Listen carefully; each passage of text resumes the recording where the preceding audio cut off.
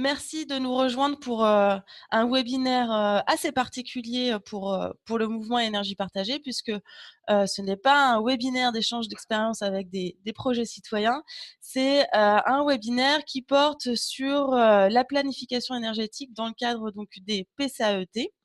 Et nous l'organisons dans le cadre donc du collectif pour l'énergie citoyenne. Je vais d'abord passer la parole à Albert Ferrari, qui est en charge des relations institutionnelles chez Enercop et qui anime le collectif pour l'énergie citoyenne, qui va nous présenter brièvement le collectif et puis pourquoi on vous a invité à nous rejoindre pour ce webinaire. On donnera la parole ensuite à Bertrand Spindler, maire de la ville de la Tronche et puis vice-président en charge de l'énergie à la métropole de Grenoble, qui reviendra sur le processus de planification énergétique pour la métropole et aussi sur une expérience très positive que la métropole de Grenoble a eue dans le cadre d'un projet d'énergie renouvelable de territoire. Et ensuite, on passera à un deuxième temps avec moi et on vous présentera l'ensemble des propositions que l'on souhaite faire en sorte qu'elles soient dans vos PCAET. Donc, je me présente déjà, j'aurais pu commencer par ça. Donc, je suis Justine Pelmel, je travaille pour Énergie Partagée et je suis en charge en partie du plaidoyer pour le mouvement Énergie Partagée. Voilà, je vous propose de commencer avec un premier temps plus introductif sur le collectif pour l'énergie citoyenne et puis vous donner une photo des projets d'énergie renouvelable de territoire qui existent en France actuellement.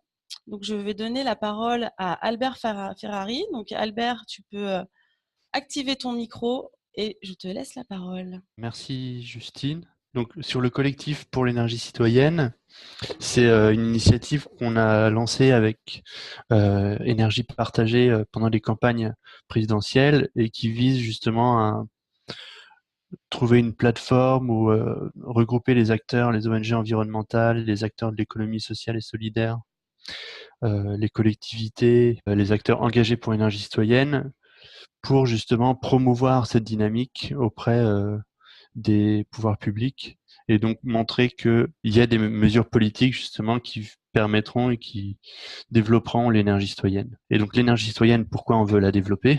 C'est avant tout parce qu'il y a des plus-values et justement des atouts particuliers à mettre en avant.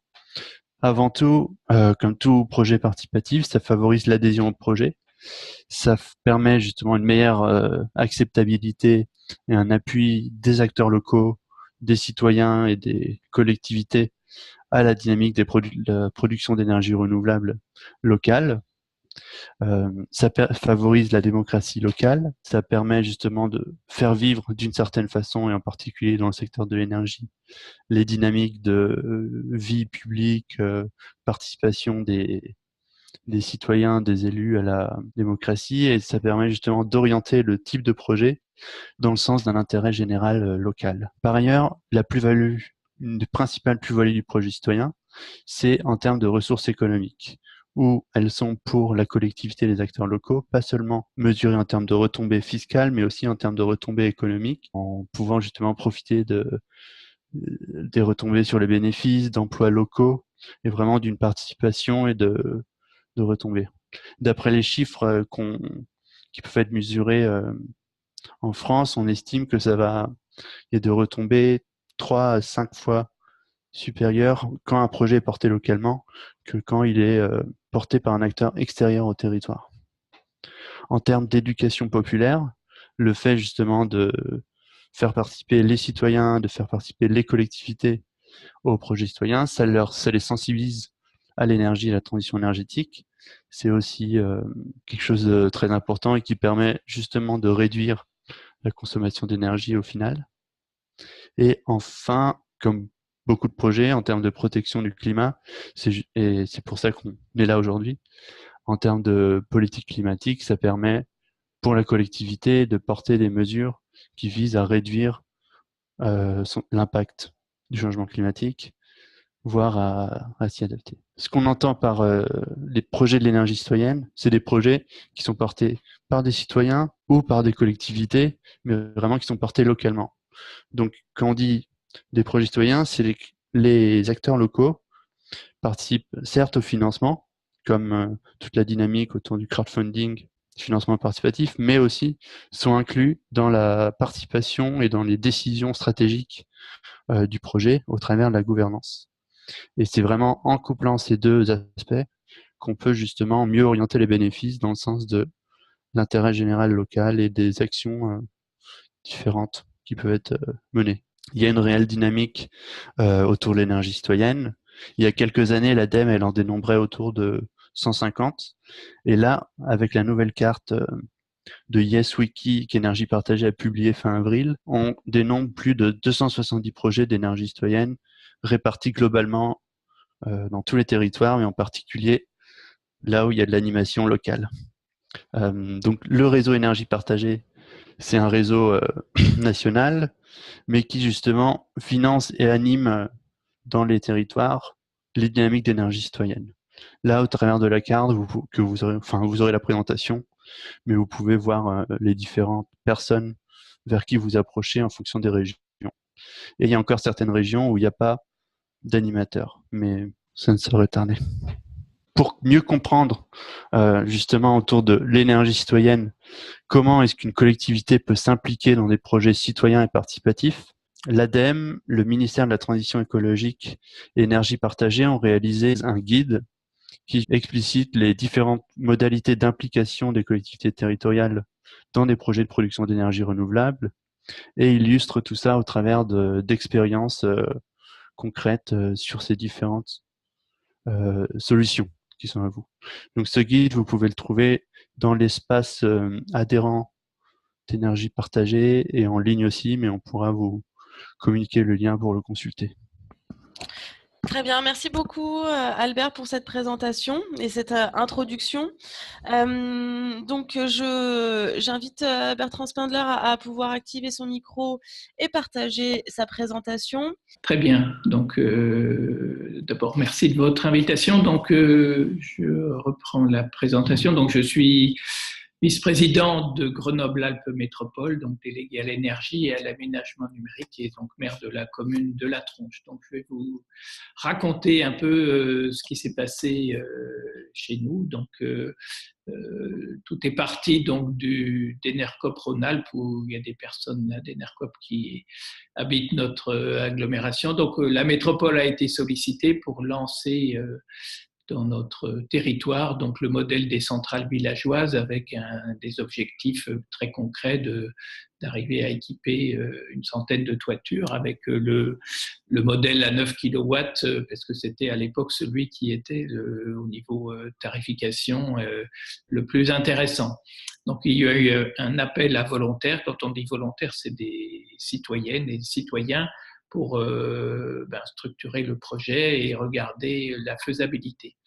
Dans cette première phase, la métropole donc, a fait un financement donc, au titre de l'économie sociale et solidaire pour la faisabilité du projet. Donc, ils ont regardé de niveau au point de vue juridique quelle était la meilleure façon de faire et le choix s'est porté donc sur la société par action simplifiée qui est un nouveau modèle de société qui a été permis par la loi de transition énergétique.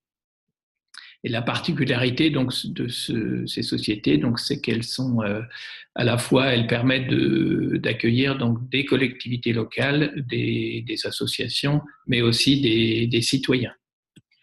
Donc, c'est cette donc, SAS qui s'appelle donc Énergie citoyenne, qui a été créé avec donc comme actionnaires à la fois des citoyennes et des citoyens, donc une cinquantaine, des collectivités locales, des personnes morales.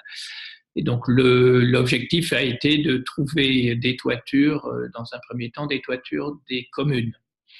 Et donc les communes sont rentrées aussi au capital, celles qui ont été intéressées par le projet et qui ont pu trouver des toits qui convenaient. Et puis la métropole elle-même donc est rentrée aussi au capital. Alors, elle y est rentrée en 2 temps, puisque dans un premier temps pour lancer le projet, dans un second temps pour augmenter le capital et permettre aussi d'avoir des cautions bancaires. Donc ça, c'est des choses un petit peu techniques. Pour pouvoir emprunter, il faut que le capital soit suffisamment important, et donc c'est pour ça que la métro est revenue dans un deuxième temps. Ce qui était important aussi, c'est que la métropole, quand la SAS donc, a commencé à monter les projets concrètement, et s'est tournée vers les banques pour emprunter, puisque une partie du capital a permis de démarrer le projet, mais après, il faut emprunter. Et comme c'est une société nouvelle, les banques ont dit il nous faut une caution bancaire, et c'est la métropole qui s'est portée garant. Donc tout ce travail, le travail après, même de prospection des toitures, de contacter des constructeurs de panneaux solaires, des installateurs, a été fait donc au sein de la SAS par des bénévoles. Donc ça aussi, c'est un peu l'intérêt de cette structure, parce que sinon, ça coûte beaucoup plus cher. Du point de vue des collectivités locales, là aussi, des fois, il y a des gens qui ont un peu des freins, mais dans le modèle, les collectivités locales n'ont rien à dépenser, c'est la société qui fait. Il y a simplement un retour de dividendes, mais qui est plutôt symbolique. C'est un contrat sur 20 ans, et puis on a 2 ou 3 euros par mètre carré par année de retour. La difficulté, c'est de trouver un modèle économique pour la société qui convient, et ça, c'est vraiment lié aux évolutions des tarifs de rachat qui sont faites. Donc, à l'époque, on était sur 9 kilowatts, qui était l'optimum, et donc maintenant, la réglementation a changé, et dans le deuxième lot qui est en préparation par la société, on va plutôt passer à 36 kilowatts, donc des surfaces un peu plus importantes. On a eu beaucoup de soucis pour arriver à la faisabilité technique. Donc, dans tous les toitures qui ont été au départ envisagées, il y a eu beaucoup de déchets, entre guillemets, avec des contraintes. Par exemple, il y avait des bâtiments qui étaient dans le périmètre de bâtiments protégés. Donc, là, les architectes de bâtiments de France ont mis un veto catégorique, même si les toitures n'étaient pas forcément visibles depuis le bâtiment concerné. Et donc, justement, dans le deuxième temps, la société va être beaucoup plus rigoureuse dans la sélection des toitures pour éviter de perdre beaucoup de temps sur des toitures qui, au final, ne sont pas acceptées. Donc, tout ce travail aussi de contact avec les entreprises, et aussi, les surprises a été aussi la difficulté sur le contrôle technique. Donc quand on installe ce genre de choses, il faut faire venir des entreprises de contrôle, comme toutes les choses.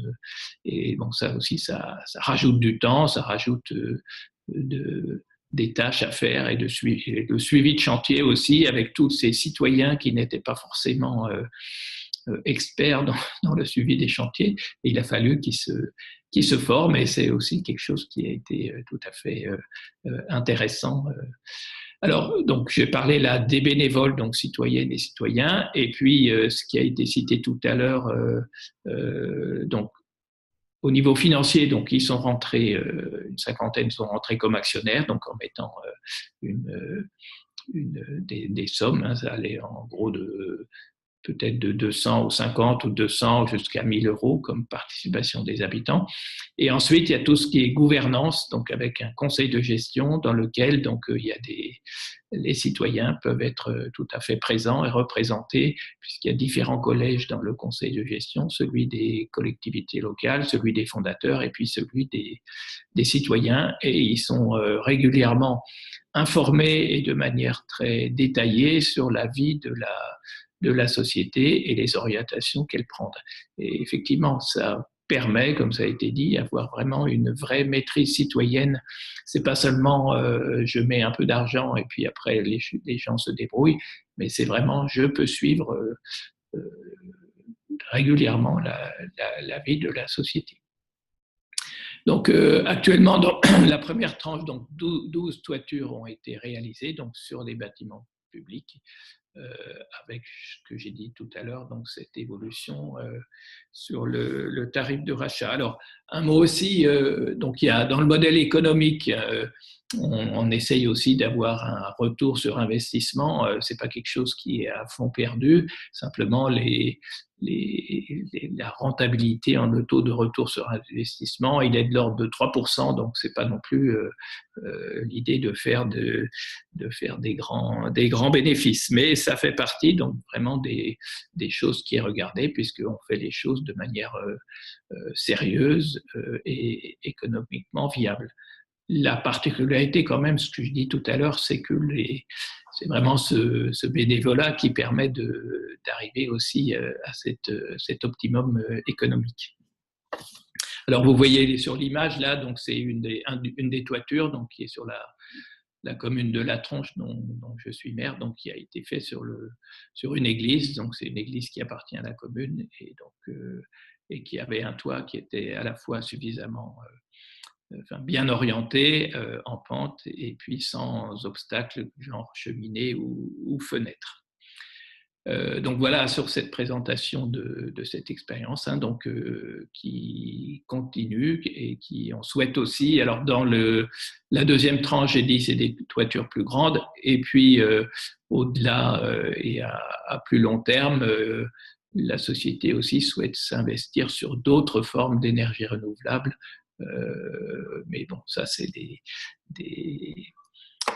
orientations plus lointaines, mais il faut aussi que la société justement puisse avoir des perspectives donc à moyen terme et puis à long terme.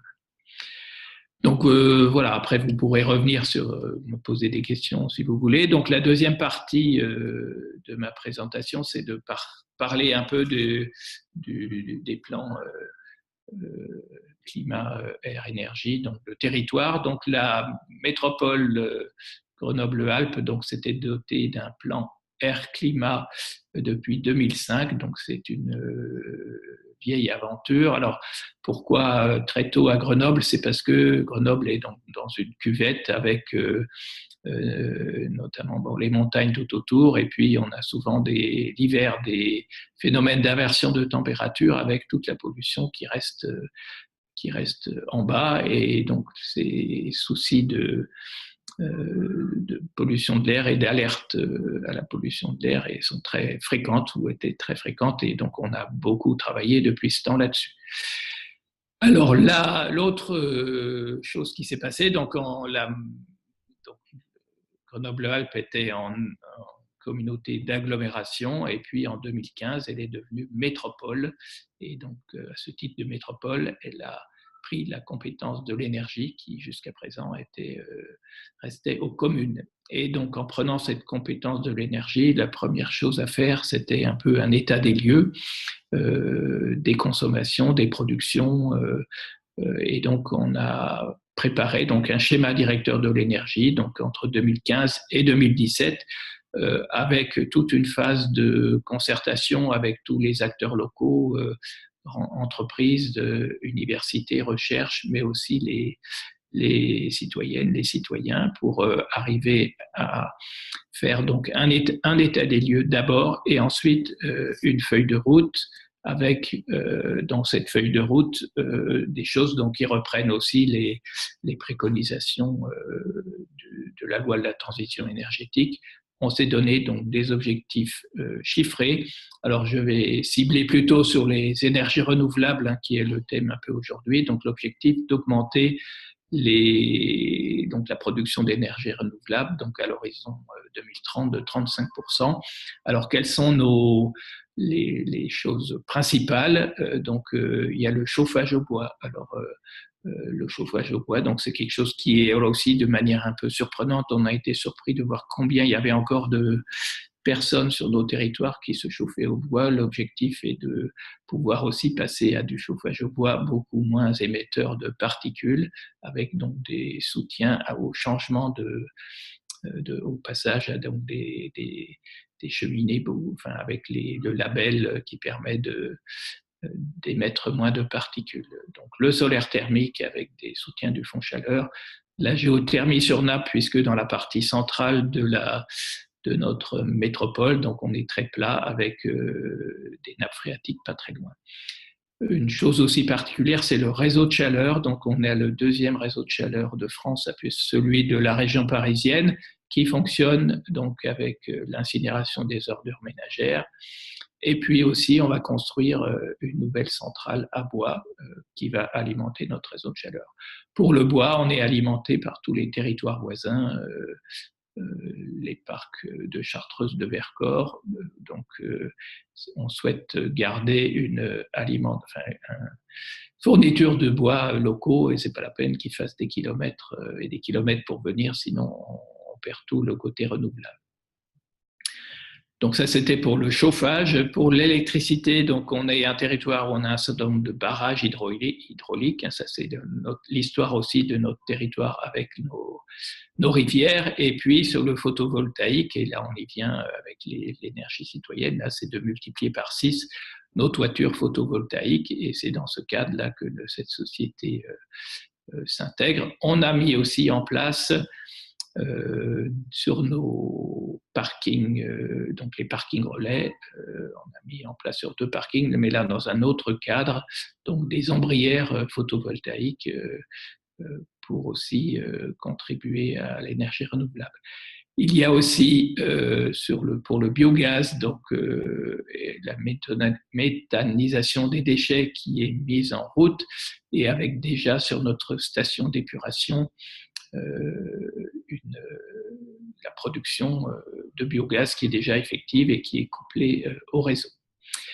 Donc tout ça, quand on fait tout l'inventaire de ce qui peut être fait, on voit que ça ne suffit pas pour atteindre nos objectifs, et donc on doit aussi acheter de l'énergie renouvelable aux territoires voisins, et nos outils notamment, on a une société, donc Gaz Électricité de Grenoble, qui fournit l'électricité aux Grenoblois, qui a investi et qui va inaugurer là, dans les jours qui viennent, une centrale solaire de 5 mégawatts, donc sur le territoire voisin, la Matésine, donc sur les anciens terrils de mines, puisqu'il y avait des mines de charbon à l'époque, et c'est une manière aussi en forme de clin d'œil, de montrer que le charbon peut être remplacé par le soleil. Voilà donc ce que je voulais présenter, et alors je vais revenir peut-être à mon image ou la vôtre, voilà. Donc voilà, j'ai terminé le support avec le support, mais je suis disponible pour répondre aux questions si vous le souhaitez. Merci beaucoup pour votre intervention. Donc, on a plusieurs questions. On va commencer par une première question, c'est comment ce schéma directeur va s'inscrire dans le PCAET? Alors, il faut que le PCAET, on peut dire, soit compatible, enfin, il y aura une compatibilité réciproque, et on peut dire qu'une partie du travail du PCAET est déjà fait, toute la partie énergie, on peut dire qu'elle est déjà préparée dans le schéma directeur. Et on va, justement, le PCAET, c'est plutôt une mise à jour de notre plan qui existait déjà. On va utiliser les outils sur lesquels on a déjà travaillé. On ne va pas tout réinventer. Et notamment, on est aussi très rodé pour travailler avec tous les partenaires. On avait déjà régulièrement, au moins tous les 6 mois, un forum du plan Air, Énergie, Climat, et ce forum avec donc, tous les partenaires va être réorienté sur la préparation du PCAET. D'accord. Merci pour cette précision. Alors, il y a 3 questions qui portent plus sur votre premier temps d'intervention, votre implication dans Énergie citoyenne.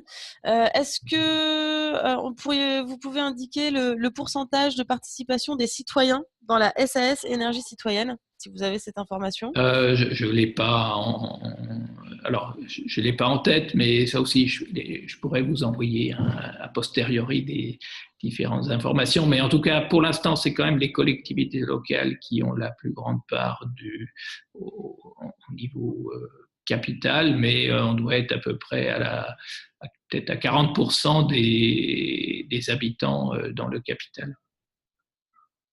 Alors, l'autre chose aussi, c'est que donc on souhaite refaire un peu, ou la société souhaite refaire, alors je dis nous des fois parce que je suis aussi au conseil de gestion, mais donc la société souhaite refaire une animation auprès des habitants, une campagne un peu de publicité et d'information pour retrouver des nouveaux souscripteurs. Concernant les études de faisabilité, qui les a financées? Est-ce que c'est la collectivité? Alors, est-ce que ce sont le pool de collectivités qui les a financées ou pas? Alors là, non, c'est la métropole, clairement, qui a fait au début, puisqu'elle est la vision un peu globale et puis elle a des ressources un peu plus faciles à mobiliser que les communes. Donc, et c'est ensuite qu'une fois que le choix du montage a été fait et la société créée, que les communes sont venues. Donc ça, c'est vraiment l'intérêt du rôle aussi de la métropole qui peut mobiliser à la fois sur un plus grand territoire et puis 1500 € pour la métropole, c'est moins compliqué à trouver que pour une commune. Et concernant les ombrières PV, qui a investi? Alors là, on a créé une autre société. Alors je parlais tout à l'heure de GEG, donc ça c'est une particularité ancienne de la ville de Grenoble, où depuis plus de 100 ans, donc la distribution de gaz et d'électricité a toujours été en régie. Donc cette régie a été transformée dans les années 80, je crois, en société d'économie mixte, donc qui s'appelle toujours GEG, Gaz Électricité de Grenoble, qui fait à la fois de la distribution, mais aussi de la production.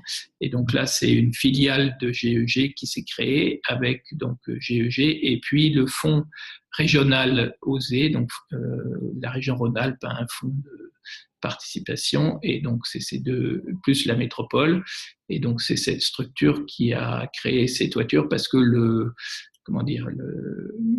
donc là on est sur des surfaces beaucoup plus importantes et du coup c'était un peu hors d'atteinte au niveau capital à investir pour la société avec les citoyens. D'accord, on a une autre question concernant le forum que vous mentionniez qui se réunit tous les 6 mois. Est-ce que pour vous, la concertation, c'est un dispositif de concertation qui est suffisant et significatif pour les citoyens? Alors, dans ce forum, c'est aussi surtout on a des citoyens, mais on a les communes, on a les entreprises, les associations. Notre difficulté un peu, c'est de donner du contenu. Chaque fois, on s'interroge un petit peu et je sais que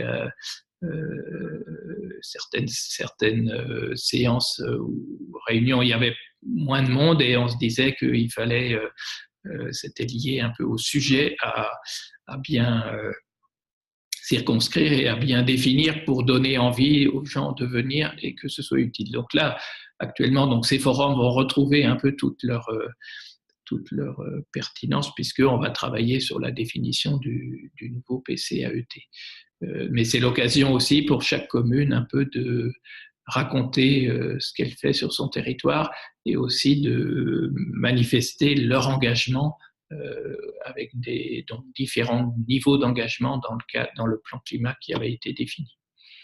Mais là aussi, il faut vraiment travailler pour donner envie aux gens de venir. Très bien. Moi, j'ai une question. Ce type d'expérience que vous avez eue avec la SAS Énergie Citoyenne, où vous étiez un peu les précurseurs, hein, puisque je rappelle que la loi de transition énergétique de 2015 autorise les collectivités à pouvoir investir dans des sociétés de projets, notamment des sociétés par action simplifiée. Donc, c'était une nouveauté importante et la métropole de Grenoble a été l'une des premières collectivités à pouvoir passer le pas. J'ai 2 questions. Est-ce que vous pouvez nous faire part de quelles ont été les difficultés? J'imagine que c'était pas si évident que ça pour tout le monde. Parce que je précise que là, tous les participants ou la plupart des participants sont des élus ou des agents territoriaux. Donc, l'objectif, c'est de savoir comment aussi pouvoir généraliser ce type de pratique. Donc, quelles ont été les difficultés que vous avez pu rencontrer pour faire en sorte que les collectivités adhèrent à cette nouvelle pratique d'investir? Et une deuxième question qui est dans quelle mesure est-ce qu'il est possible que ce type de mesure puissent être inscrites dans des documents de planification comme les PCAET, ou est-ce que déjà dans votre schéma directeur, vous indiquez ce type de mesures? Voilà, j'aimerais préciser. Alors, les difficultés, donc la première chose, c'est d'avoir une volonté politique, on peut dire, de l'exécutif de la métropole pour y aller. Donc là, ça n'a pas été très, très compliqué puisque c'était dans nos orientations là, de développer les énergies renouvelables. Alors après, un peu les contestations qu'il y a pu y avoir, c'est de dire à quoi ça sert et pourquoi la métropole fait finalement à la place du privé. Puisque s'il y a un modèle économique, il devrait entre guillemets, le marché devrait faire les choses. Mais en fait, la réponse un petit peu, c'est sur ce créneau particulier. Justement, pourquoi les entreprises n'y vont pas? C'est parce que la rentabilité n'est pas très grande et puis qu'il y a un certain nombre de difficultés à y arriver. Et les réponses, c'est vraiment de dire si les collectivités veulent mener des politiques, il faut justement qu'elles prennent un peu des risques et qu'elles se mettent sur des créneaux où le privé ne va pas. Mais ensuite, les choses ont été expliquées. Bon, il y a des gens qui étaient contre, ils ont voté contre, mais vraiment, ça, c'était le choix de l'exécutif à la métropole. Et puis après, c'est aussi... Ensuite, donc, il y a une dizaine de communes là, qui ont participé. Donc là aussi, après, les communes pouvaient elles-mêmes montrer qu'elles voulaient y aller ou bien qu'elles restaient en retrait. Alors là aussi, c'est pas toujours facile. En plus, sur métropole, on a 49 communes. Donc, 49 communes, bon, il y en a qui sont petites et qui n'ont pas forcément des toits disponibles. Alors, je sais qu'il y en a qui ont voulu y aller, mais il se trouvait que de manière technique, la toiture de leur bâtiment était trop éloignée des points de collecte d'électricité d'Enedis, et donc, du coup, on a dû renoncer. Voilà. Mais sinon, c'est quelque chose qui est peut-être dans notre tradition à Grenoble d'avoir cette vision des énergies renouvelables qu'on souhaite développer.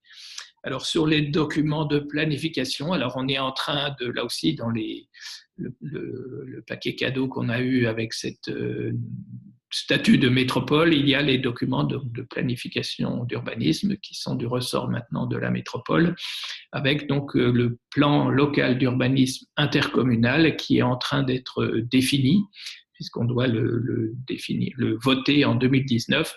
Et sur la partie énergie, donc on a mis un petit volet obligation donc sur les toitures, à partir de 1000 m² de surface de plancher. Sur la toiture, il y a obligation de mettre donc des dispositifs d'énergie renouvelable ou bien de végétaliser la toiture. Alors on dit ou bien parce qu'il y a certaines constructions nouvelles qui sont à l'ombre ou bien où mettre des toitures solaires, c'est pas possible. Donc, par contre, la contrepartie, c'est de végétaliser. Donc, il y a effectivement moyen de mettre un petit peu dans les documents d'urbanisme, justement, des contraintes pour les nouvelles constructions. Alors, on ne veut pas le faire sur des choses trop petites parce que des fois, c'est des choses compliquées. Voilà, c'est aussi ce début qu'on a notre PLU intercommunal. Très bien, je vous remercie. J'ai l'impression qu'il n'y a pas d'autres questions.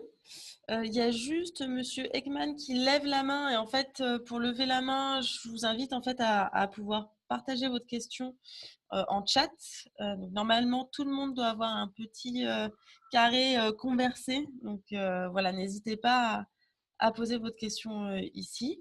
S'il n'y a pas d'autres questions, je remercie vivement Bertrand Spindler de sa disponibilité, parce que ce n'est pas la première fois qu'il intervient pour nous dans le cadre de ces webinaires. C'était important pour nous de pouvoir reparler de l'expérience de la métropole de Grenoble et des différentes collectivités qui s'impliquent dans le développement des énergies renouvelables citoyennes.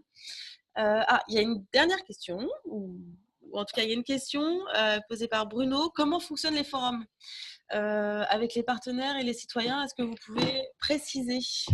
Merci. Non, ben là, on définit une date assez tôt parce que c'est toujours compliqué l'histoire d'agenda. Et puis, il faut trouver une salle de réunion. Alors, on essaye de varier dans nos différentes communes et il faut trouver une salle suffisamment grande. Donc il y a un ordre du jour assez précis et surtout des interventions diverses pour faire partager des expériences. Je crois que c'est ça qui est très intéressant, que chacun dans les différentes communes ou associations ou entreprises, chacun puisse intervenir. Donc après, bon, c'est des choses classiques où il y a des gens qui présentent des choses, et soit avec des supports éventuels, et puis des questions-réponses.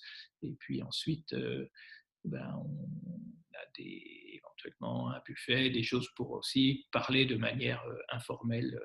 Et c'est vraiment, ça fait partie d'une mise en réseau de tous les gens qui s'intéressent à ces sujets de l'énergie et du climat et qui finissent par bien se connaître.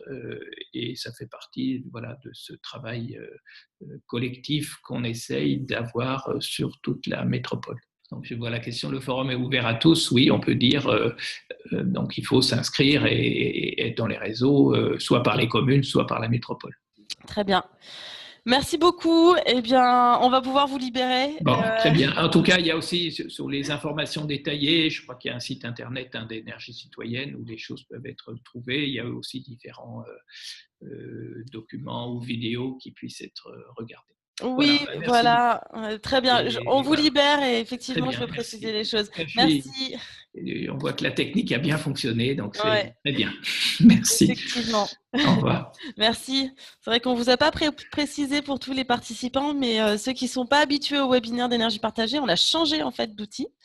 Donc c'est aussi un premier test pour nous. Donc oui, Bertrand Spindler disait qu'il y a plusieurs informations sur Internet que vous allez pouvoir retrouver. Il y a un site solaired'ici.org qui est le nom du projet. On a aussi un article sur notre site internet d'énergie partagée. Et puis il y a eu une vidéo qui a été réalisée qui s'appelle Un élu, un citoyen, où on voit justement, donc c'est une interview de Bertrand Spindler avec un des représentants citoyens de cette SAS énergie citoyenne. Voilà, donc plusieurs informations pour compléter l'intervention de Bertrand Spindler. Je vous propose qu'on continue donc avec le deuxième temps qui est donc porte sur la présentation des propositions que porte le collectif pour l'énergie citoyenne. Donc je vais partager mon écran. Vous êtes, j'imagine, déjà très impliqué dans la réalisation de votre PCAET. Donc rapidement, quelques rappels sur le PCAET. C'est un cadre d'engagement pour le territoire. C'est une obligation pour les EPCI de plus de 20 000 habitants depuis la loi de transition énergétique de 2015. Et c'est ce qui nous intéresse aussi beaucoup en tant que collectif, c'est une démarche transversale dans laquelle tous les domaines de compétences et les politiques des collectivités sont repensés au regard de l'énergie et du climat.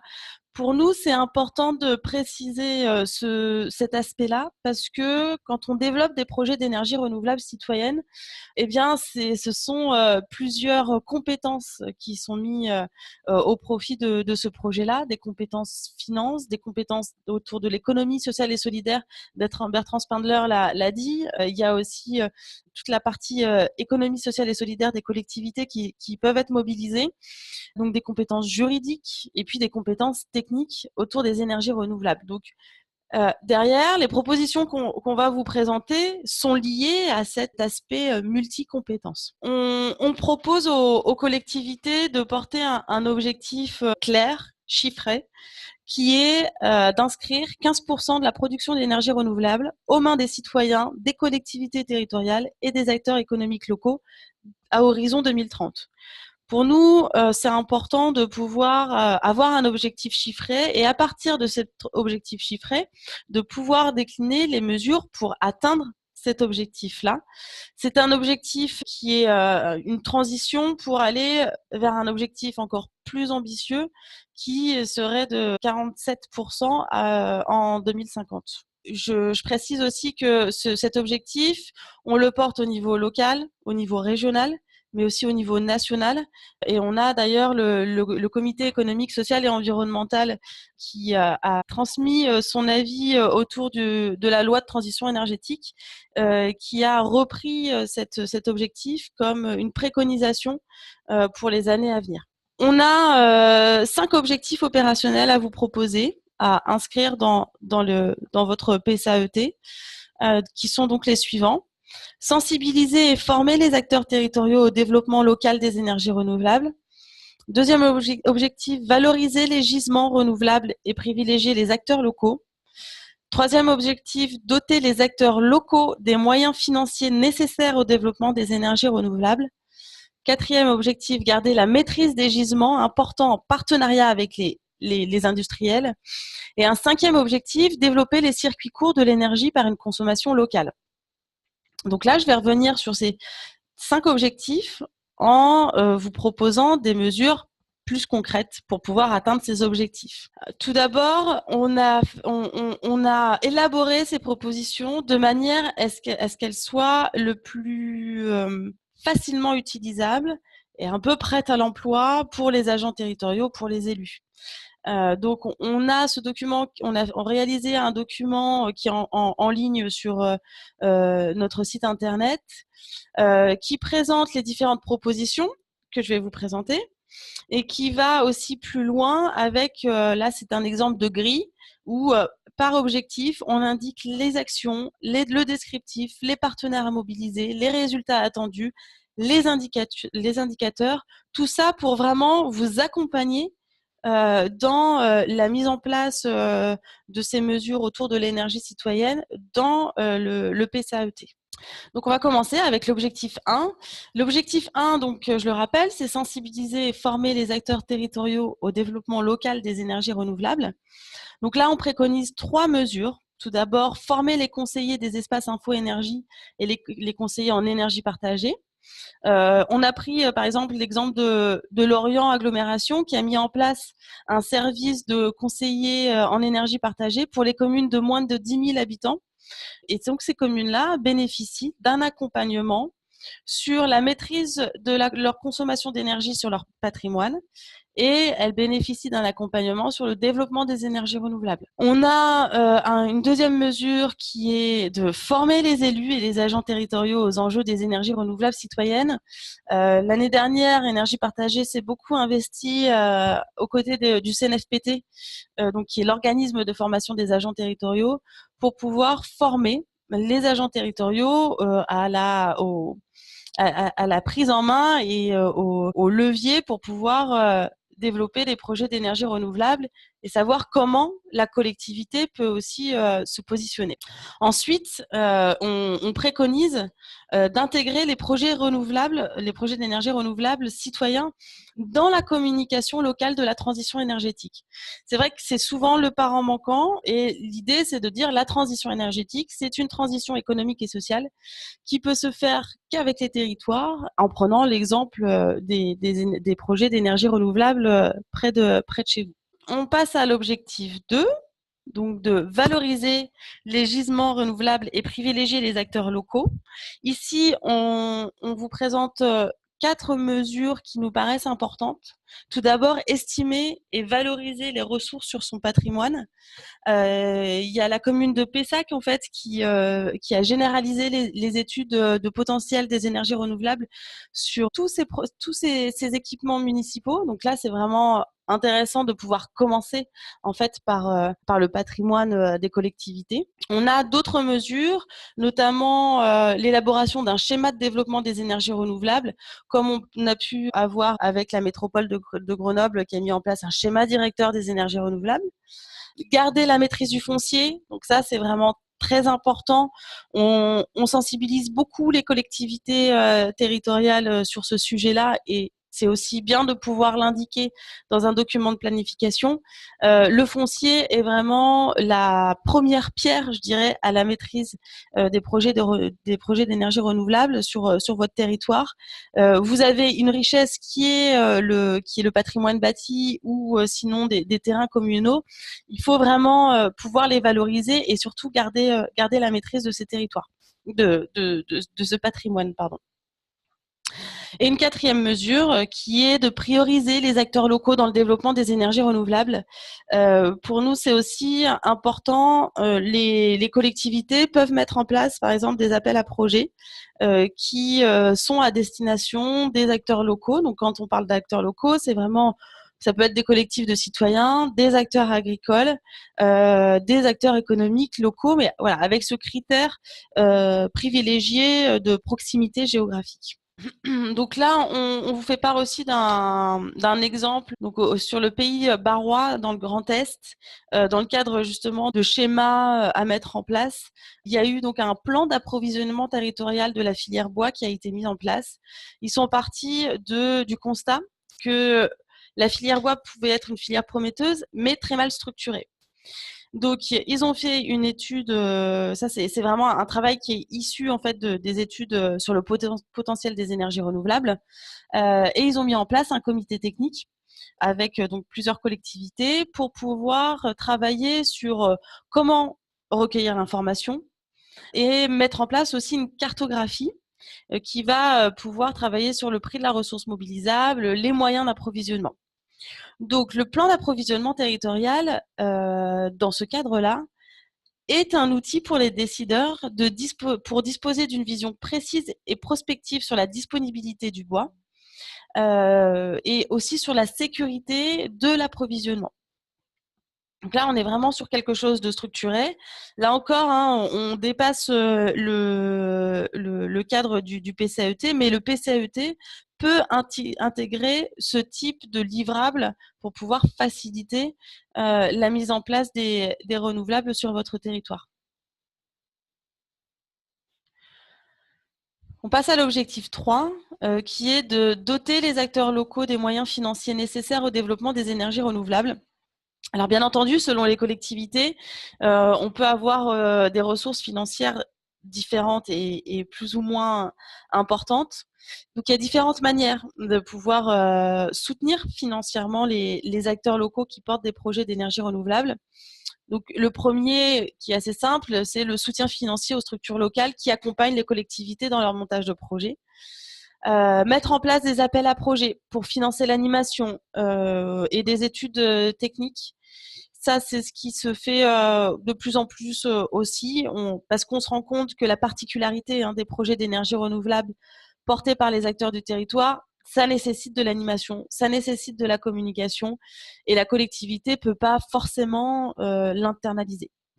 Une autre manière de pouvoir soutenir financièrement les acteurs locaux, c'est de mettre en place des avances remboursables et des garanties d'emprunt dès que le projet possède une gouvernance locale, donc citoyen et ou collectivité. Ça, c'est une mesure vraiment très importante. On le voit dans plusieurs projets. Les partenaires bancaires ont besoin en fait d'avoir des garanties au-delà parfois au-delà même de la composition de l'actionnariat, et les collectivités pour le coup très peu d'apports financiers peuvent être un levier bancaire en fin de compte pour les acteurs locaux. Donc c'est quelque chose qui est peu connu, mais qui se fait de plus en plus dans les projets qu'on accompagne. Ensuite, comme je vous disais, les projets d'énergie renouvelable citoyenne, on est vraiment au carrefour entre la transition énergétique et l'économie sociale et solidaire. Donc, c'est tout à fait envisageable de pouvoir avoir une enveloppe dédiée à l'investissement et au financement du développement dans des projets d'énergie renouvelable, mais pas forcément dans des collectivités qui ont la compétence énergie, ou sinon par le biais de l'enveloppe plutôt économie sociale et solidaire. C'est ce qu'a fait la métropole de Grenoble.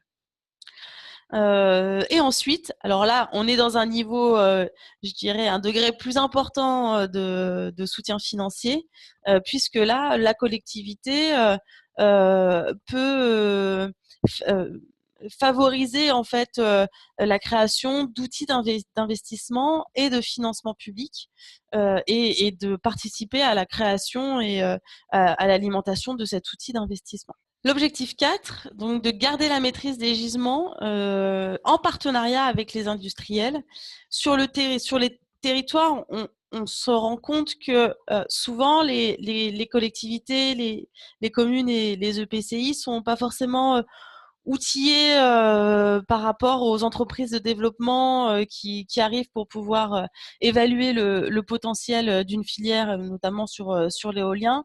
On invite les collectivités à pouvoir maîtriser les études, à pouvoir maîtriser le développement des ENR sur votre territoire. Ça passe par l'élaboration d'un cahier des charges qui peut inclure un critère de gouvernance locale.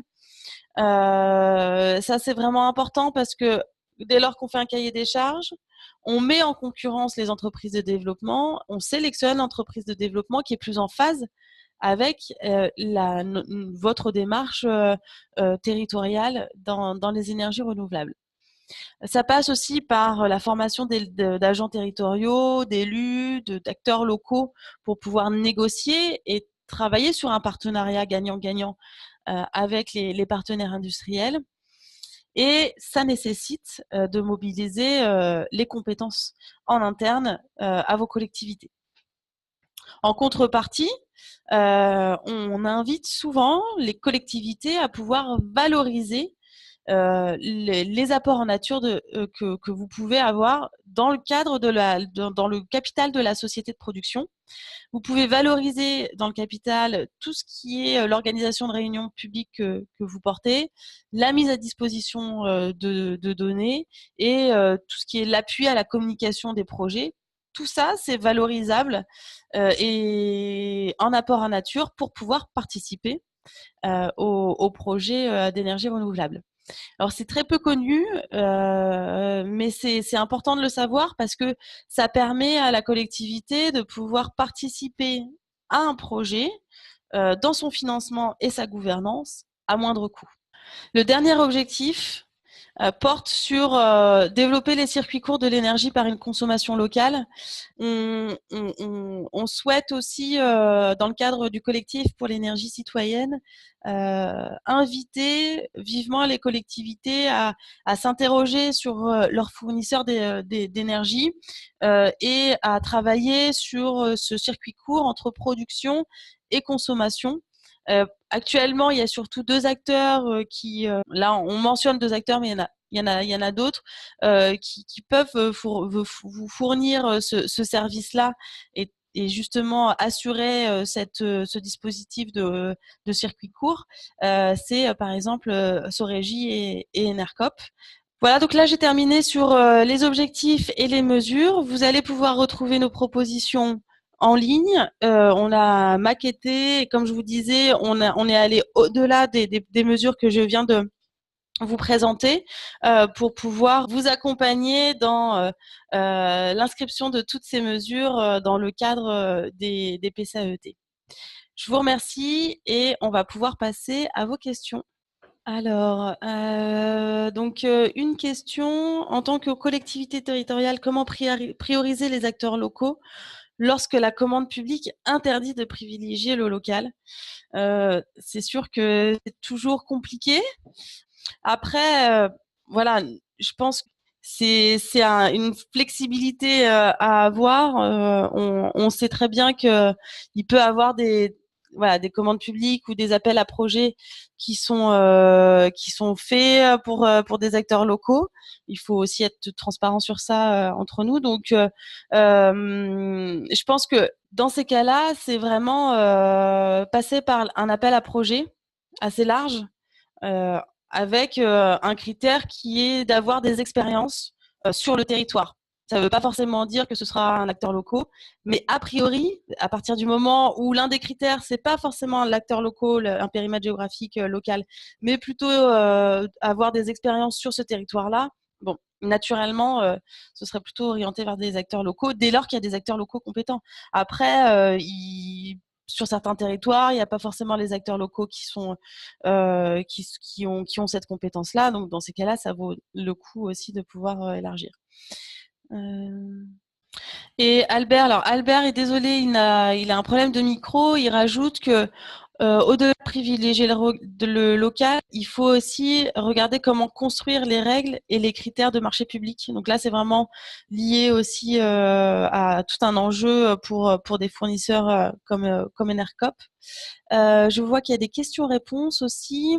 Comment aider le financement des énergies locales si la collectivité n'a pas les ressources financières de le faire? Alors après, il y a d'autres manières, hein, si la collectivité n'a aucune ressource. Donc moi, je vous ai parlé déjà quand même des apports en nature, c'est-à-dire que la collectivité, dès lors qu'elle est impliquée d'une manière ou d'une autre dans un projet, elle peut valoriser ces apports en nature dans le capital de la société locale. Donc ça, c'est vraiment à regarder, c'est-à-dire qu'on transforme l'apport en nature en part sociale. Donc ça, c'est important pour pouvoir garder la maîtrise des projets. Ensuite, il y a d'autres outils financiers, je dirais. Tout d'abord, il y a des fonds régionaux d'investissement. Donc, il y en a de plus en plus en France. Il y en a qui sont déjà existants. Donc, il y a le fonds OSER. Il y a le fonds en Nouvelle-Aquitaine aussi. Il y a en Midi-Pyrénées. Il y a d'autres régions qui se posent la question de créer des fonds régionaux. Il y a des SEM d'investissement, il y a des SEM de financement du développement qui existent en Hauts-de-France, dans la Nièvre. Donc il faut aussi se tourner vers ce type d'outils de financement qui sont plus costauds et qui sont au service du développement des énergies renouvelables locales. Il y a ce biais-là. Et ensuite, il y a des outils d'investissement citoyens. On a des sociétés d'investissement citoyennes qui se créent, comme Jurassic, donc dans le Jura, qui sont des sociétés d'investissement composées de citoyens qui sont là pour pouvoir investir dans différents projets. Et puis, on a des outils d'investissement nationaux, donc comme Énergie Partagée Investissement, qui est un outil d'investissement qui investit dans les sociétés de projets locales grâce à des actionnaires citoyens. Actuellement, il y a plus de 5000 personnes qui ont acheté des actions Énergie Partagée. Et grâce à ces actions, Énergie Partagée Investissement investit dans les sociétés de projet. Donc, c'est là où il peut avoir d'autres supports financiers que les collectivités territoriales. La valorisation en nature évoquée implique-t-elle l'intervention d'un commissaire aux apports? Oui, ça c'est une obligation. Voilà pour les questions. J'ai l'impression qu'il n'y en a pas plus. J'essaye de regarder. Non, il y a Albert qui vous a donné plusieurs liens. Voilà, je crois que c'est tout. N'hésitez pas si vous avez d'autres questions. Sinon, donc on a toutes les propositions, hein, vous allez pouvoir les retrouver sur le site d'énergie partagée qui héberge en fait les informations autour du collectif pour l'énergie citoyenne. Et puis on organisera le même webinaire sur le même sujet, mais à destination des acteurs locaux, justement. Donc, si vous avez des acteurs locaux qui reviennent vers vous avec ce type de proposition, c'est normal.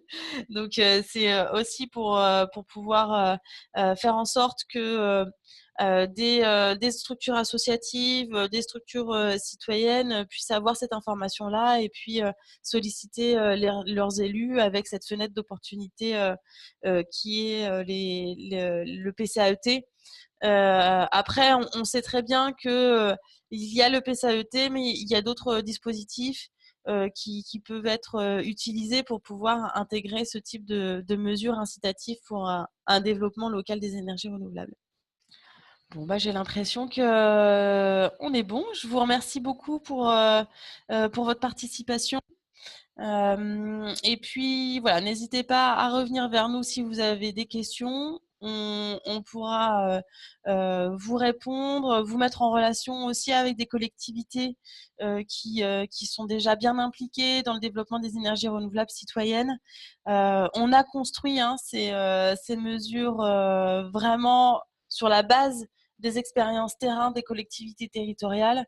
Et à travers ces propositions, l'enjeu est vraiment de pouvoir systématiser et massifier ce type de mesures dans toutes les collectivités.